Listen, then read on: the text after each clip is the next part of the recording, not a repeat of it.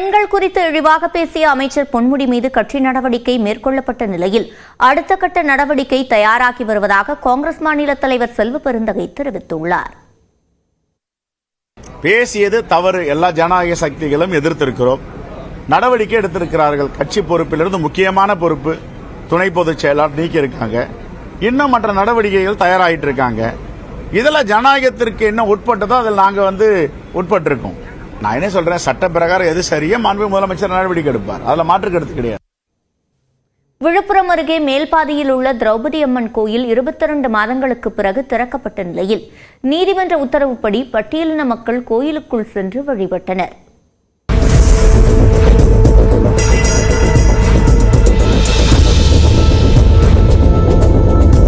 விழுப்புரம் மாவட்டம் கோலியனூர் அருகே உள்ள மேல்பாதியில் தர்மராஜா திரௌபதி அம்மன் கோயிலுக்குள் பட்டியலின மக்கள் செல்ல அப்பகுதியைச் சேர்ந்த ஆதிக்க சாதியினர் பன்னெடுங்காலமாக எதிர்ப்பு தெரிவித்து வந்தனர். கடந்த 2023ஆம் ஆண்டு பட்டியலினத்தைச் சேர்ந்த இளைஞர்கள் கோயிலுக்குள் சென்றதால் இருதரப்பினரிடையே மோதல் ஏற்பட்டு அசாதாரண சூழல் நிலவியது.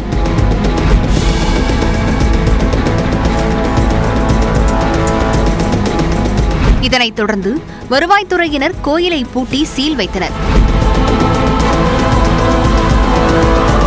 இது தொடர்பான வழக்கு சென்னை உயர்நீதிமன்றத்தில் விசாரணைக்கு வந்தபோது உரிய பாதுகாப்புடன் பட்டியலின மக்கள் கோயிலுக்குள் செல்ல அனுமதி வழங்கி உத்தரவிட்டது.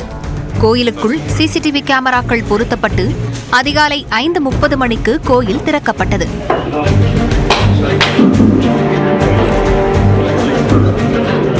காவலர்களின் பாதுகாப்புடன் பட்டியலின மக்கள் சுமார் 100 பேர் கோயிலுக்குள் சென்று வழிபாடு நடத்தினர்.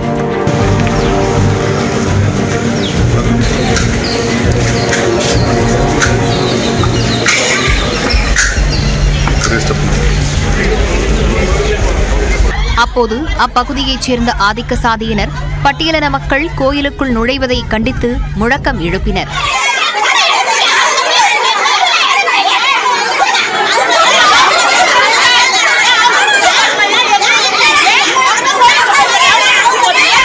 சொந்த ஊரில் உள்ள கோயிலில் தற்போதுதான் செல்ல முடிந்ததாக கூறிய மேல்பாதியைச் சேர்ந்த பட்டியலின மக்கள் இனிவரும் தலைமுறையிலாவது இக்கொடுமை இருக்கக்கூடாது என்று குறிப்பிட்டனர். இங்கே தேர் நிற்க சொல்லி இங்கே வைப்பாங்க சாமி. அங்கே வந்து சாமி கும்பிட்டு எங்களுள்ள தரிசனம் பண்ணிட்டு நாங்கள் போயிடுவோம். 7ஆம் நாள் திருநாவுக்கு நாங்கள் எல்லாமே வரி போட்டு கொடுப்போம். நாங்கள் போனதில்லை சார். நான் பிறந்ததுலேருந்து இங்கே வந்தது கிடையாது. இங்கே வந்தது கிடையாது. இது ஆமாம் இதான் ஃபர்ஸ்ட். ஆமாம், சந்தோஷமாக இருக்குது. நல்லாயிருக்கும். வரலாற்றிலே முதல் முறையாக கோயிலுக்கு போகிறது ரொம்ப சந்தோஷமாக இருக்குது. பின்னாடி வர ஜென்ரேஷனுக்கு இது கொஞ்சம் ஹெல்ப்ஃபுல்லாக இருக்குன்னு நம்புகிறோம். நாங்கள் இது பின்னாடி வர ஜென்ரேஷனுக்கு வந்து எந்த தொந்தரவும் இல்லாமல், எங்களோட ஜென்ரேஷன் காலம் முடிஞ்சாலும் பின்னாடி வரவங்களுக்கு எந்த தொந்தரவும் இல்லாமல் இதே ஒப்பீனியன் இருந்தால் நல்லாயிருக்கும். பட்டியலின மக்கள் கோயிலுக்குள் செல்ல எதிர்ப்பு தெரிவித்தவர்கள் நீதிமன்ற உத்தரவுக்கு கட்டுப்படுவதாக கூறியுள்ளனர். நாங்கள் இனிமேல் நாங்கள் தடை வச்சு ஒன்றும் பண்ண முடியாதுங்க. என்னவோ அரசு என்ன சொல்லுதோ அதுபடி நாங்கள் நடந்துக்கிட்டு தான் போய் ஆகணும். அந்த சூழ்நிலை தான் தள்ளப்பட்டிருக்கிறோம்.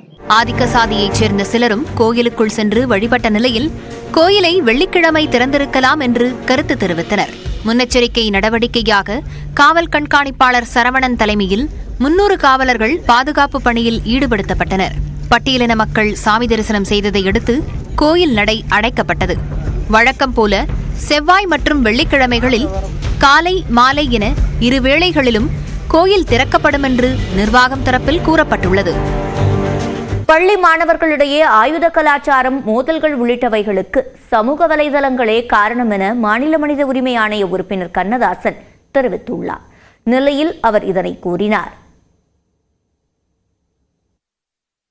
குற்றங்கள் எல்லாம் அரசு பள்ளி மாணவர்கள் தான் செய்வார்கள் என்றும் தனியார் பள்ளிகள் நடைபெறாது என்றும் ஒரு கருத்து நிலை, தவறான கருத்து எல்லா இடங்களிலும் மாணவர்கள். இதுக்கு அடிப்படையான காரணம் இந்த சமூக வலைத்தளங்கள்.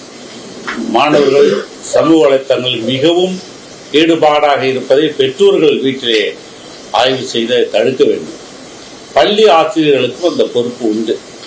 அவர்கள் தனியாக மாணவர் குழுக்களை அமைத்து யார் இந்த சமூக வலைதளத்திலே ஈடுபாடாக இருக்கிறார்கள், அது அவர்கள் கல்விக்கு உறுதுணையாக இருந்தால் அதை ஊக்குவிக்கலாம்.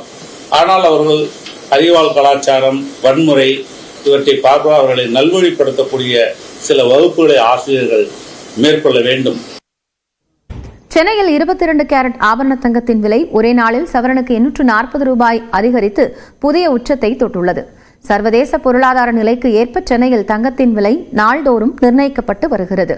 கடந்த வாரம் முழுவதும் ஏறுமுகமாக இருந்த தங்கம் விலை நடப்பு வார தொடக்கத்தில் மெல்ல இறங்கியது. ஆனால் பொதுமக்கள் பெருமூச்சு விடுவதற்குள் நேற்று தங்கம் விலை மீண்டும் ஏறுமுகமானது.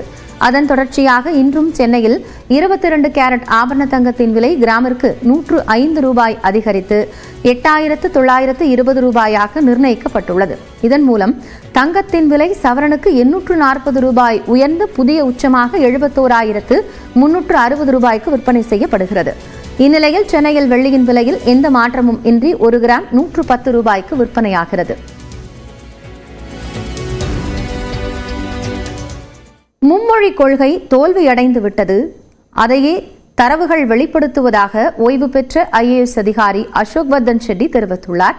நியூஸ் 18 தமிழ்நாடின் டிஸ்கோ வித் KS நிகழ்ச்சியில் கலந்து கொண்டு பேசிய அவர் மக்கள் மீது எதையும் திணிக்கக்கூடாது என்று கேட்டுக்கொண்டார்.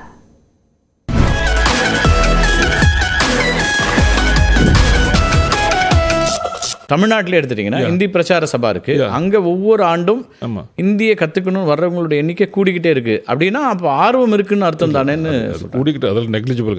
In fact to tell you the truth, நானே அந்த தக்ஷின் பாரத் பிரச்சார சபா 71 72 அந்த ராஷ்டிர பாஷா பரீட்சை எழுதி பாஸ் பண்ணாங்க. இன்ஃபேக்ட் ஐ கேம் ஃபர்ஸ்ட் அந்த பரீட்சையில் அந்த இதில் டசன்ட் மீன் இட் திங்குங்க. அது கூடிட்டு இவங்க சும்மா இவங்க பிரச்சாரம் புள்ளி விவரத்தோட பேச சொல்லுங்க. சரி, என்னோட பாயிண்ட் என்னன்னா, you must always talk with data. The data clearly shows 3 language formula is failed and failed badly. புது பாலிசியை கொண்டு வரும்போதும் சார் அதுக்கு பின்னாடி நிச்சயமா இந்த தாட் ப்ராசஸ்லாம் இல்லாமலாம் கொண்டு வருவாங்க. இல்லை இது ideology makes people blind to ஃபேக்ட்ஸுங்க. இது எப்பவுமே இது ஹியூமன் பீயிங்ஸோட ஒரு நீண்ட நாள் இது. தட் இஸ் நம்ம ஒரு கருத்தில் இருக்கிறப்போ நம்ம ஒரு ஐடியாலஜி ட்ரம்ப்ஸ் எவிடன்ஸ்னு சொல்லுவாங்க இதுக்கு. தட் இஸ் நம்ம அந்த அதுக்கு ஒரு கன்ஃபர்மேஷன் பயஸ்ன்னு ஒரு சைக்காலஜியில் ஒரு டேர்ம் இருக்குங்க. இப்போ நீங்கள் ஒரு ஆஸ்ட்ராலஜியில் நம்பர் வரும்னு வச்சுக்கோங்க, ஒரு பேச்சு சொல்கிறேன். நீங்கள் ஆஸ்ட்ராலஜிக்கு சாதகமாக வர ஆர்டிகல்ஸ் தான் படிப்பீங்க, அதுக்கு எகென்ஸ்டாக வர ஆர்டிக்கல் நீங்கள் தொடவே மாட்டீங்க. Because you don't want your comfort zone to be இது. ஸோ அந்த மாதிரி மும்மொழி கொள்கை நல்லதுன்னு நீங்கள் ஏற்கனவே முடிவு பண்ணிட்டீங்களா, இது தனிப்பட்ட முறையிலையோ இல்லாட்டி கவர்மெண்ட் அளவுலையோ முடிவு பண்ணிட்டீங்கன்னா, இதுக்கு எகென்ஸ்டாக எவ்வளோ ஸ்ட்ராங் எவிடன்ஸ் டேட்டா கொடுத்தாலும் நீங்கள் மனசை நீங்கள் மாற்றிக்க மாட்டீங்க. You will still be saying the same thing. Or you will உங்களுக்கு நீங்கள் இந்த மாதிரி ஏதோ ஒரு மைனர் டேட்டா தக்ஷின் பாரத் ஹிந்தி பிரச்சார சபால கூடுது, that doesn't mean anything. That doesn't mean anything. People இன்னொன்னுங்க, நீங்கள் திணிக்க கூடாதுங்க. மக்களுக்கு தேவை இருந்தால் தானாக அவங்க கற்றுக்குவாங்க. ஓகே.